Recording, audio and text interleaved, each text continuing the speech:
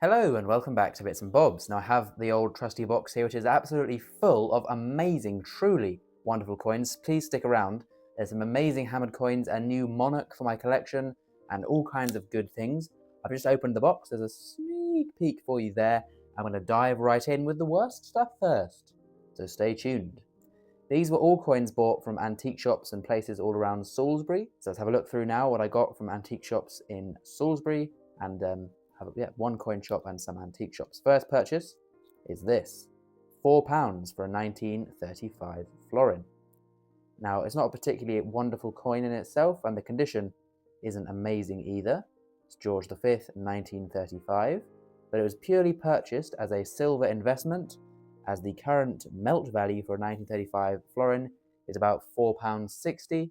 So silver for under spot price, who could say no? Very, very nice. That's the first purchase. Well, let's go for this next. I won't do it quite in worst to best order because this is very nice indeed. Well, let's show you the price first, then I'll remove it so you can have a better look. This is £35 is what I paid for this. Right, and I've just got the label off and we can look at this in all of its beauty. 1 ounce fine silver 1999 Britannia. So this is one of the very earliest years of Britannias. They were first issued in 1997, so the third year of issue.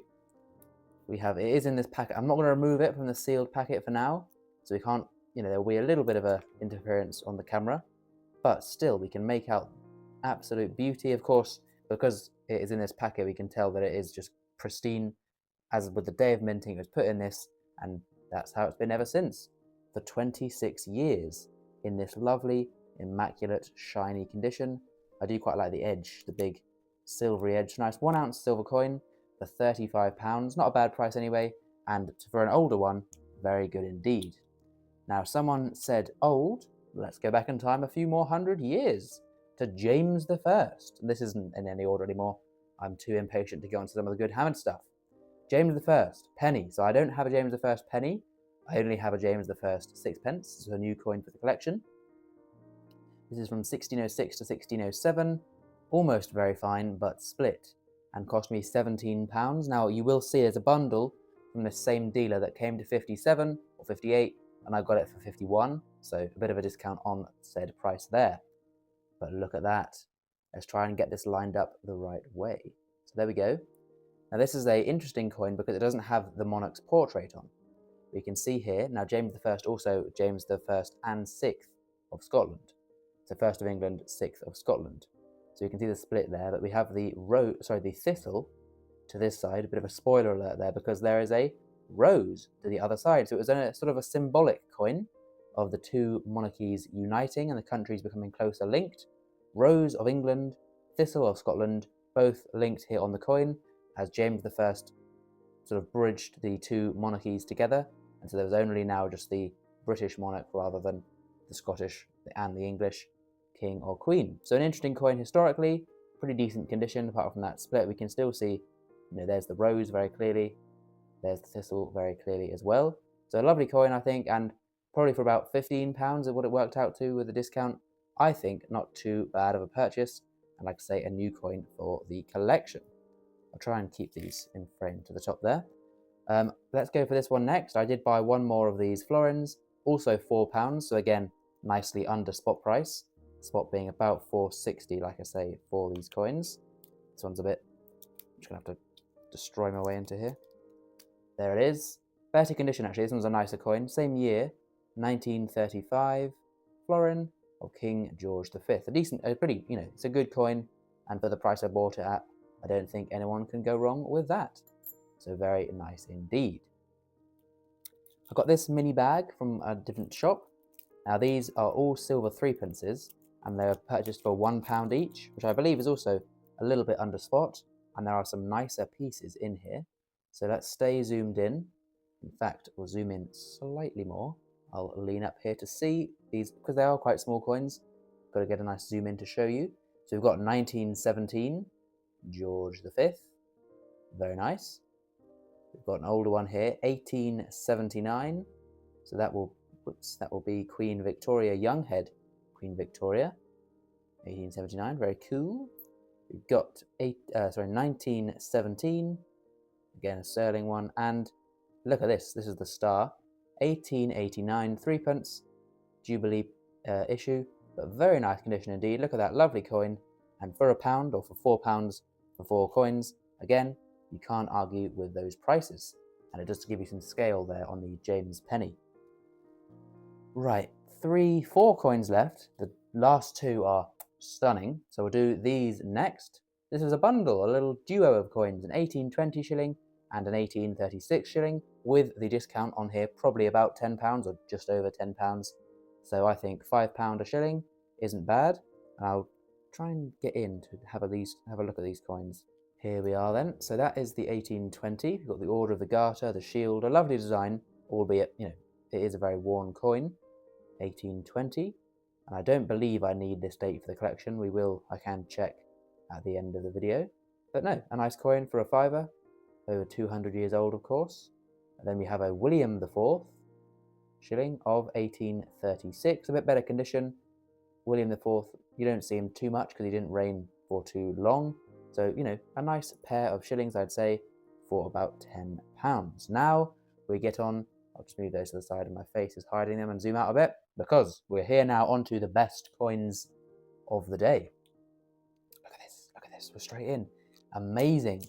Now, I didn't tell you actually, this coin and this coin from the same shop. You see here, £36, that said £35. I got a deal on the two, so that is 71, and I paid 66, so £5 off. So, make of that as you will. Was that 30 and this 36? Was this 31 and that 35? Whatever you want to, when you get the discounts, it just applies sort of generically to the coins. But whatever the price, 30 something for this, I think, is a very good price. Now, I am going to get it out because I'm filming it. I want it to look good, so arguably I shouldn't be touching such a coin, but come on. Oh, lovely. Look at that. Look at the beauty. 1762 threepence. My goodness me, it is beautiful. Let's zoom in even further. Is not that a wondrous piece of metal indeed? It's almost 300 years old and in exquisite condition. Look at the portrait there. This is King George III, of course. And I mean, it's just very, very good. I don't know, there's not much more to say really, is there? It's just a lovely, lovely coin at a great price. I'm not sure on book price for this coin, but I saw that, for that condition, for 36 quid and discount with the bundle. And who would be saying no to that? What a star. I love the crown. I love this design. It's just a really good coin to own, and it's quite big. It is, sorry, we'll zoom back out again. If we compare it to a more modern threepence, a decent bit larger, so it's got a good surface area to showcase this wonderful design, especially when in such high grade. And everyone loves a bit of high grade early milled. Who would say no to that? Now then, the final coin, a new monarch for my collection. Let's bring this in. So this is part of that bundle, so maybe 25 it worked out as, a bit less. This is a silver penny from the York Mint, medieval, Richard II. So from 1377 to 1399, it's the end of the 1300s. This is a Richard II coin, and Richard II is a monarch who I don't have. And there it is. Oh, there it is, a beauty. And I don't know which was my favourite between this and the threepence. I'm thinking just purely on the coin, the threepence is better, but this is a new monarch, so it has got quite a lot of importance for me. So here we go. A lovely 1300s hammered penny. Now, I'm not an expert on hammered, I'm more versed in this sort of coinage, but I do know, and it did say York Mint, got the long cross, and notice the long cross has this sort of design in the centre. As you can see on screen there, the one without that would generally tend to be a London Mint, it's a Tower Mint coin. The one with the extra design in the centre signifies York, and there will be other ways to tell as well. But the portrait, as you can see, is a bit worn, but in the right lighting and the right angle, you can see, there we go, face, the hair to the sides, there's the crown at the top, part of the legend of King Richard II. Now, I must be honest with you, I couldn't tell you much about Richard II. Of course, Richard I, the Lionheart. Richard III is much more famous.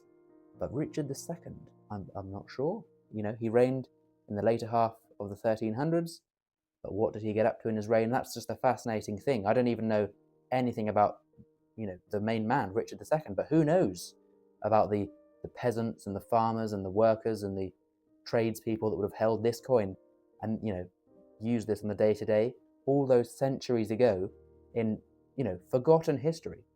No one knows what this coin has done. Absolutely not just forgotten, but never known what this coin has done. It's had a life all of its own for the past 600 plus years, and if only it could speak and tell its stories of the adventures it has been on. So fascinating stuff. I do love an old coin. There we go. I will stop rambling on now. I'm sure you've heard me ramble on for long enough this video, but here is the bundle. My favourite's one of these two, these lovely threepence, or the hammered one there, a new monarch for the collection. I believe only now 9 monarchs for me to go until I have every monarch back to William the Conqueror. But there we go, a lovely bundle. Thank you very much for watching. If you've enjoyed, please do leave a like and subscribe. Comment down below the best coin from the bundle, and we'll see you next time on Bits and Bobs. Bye for now.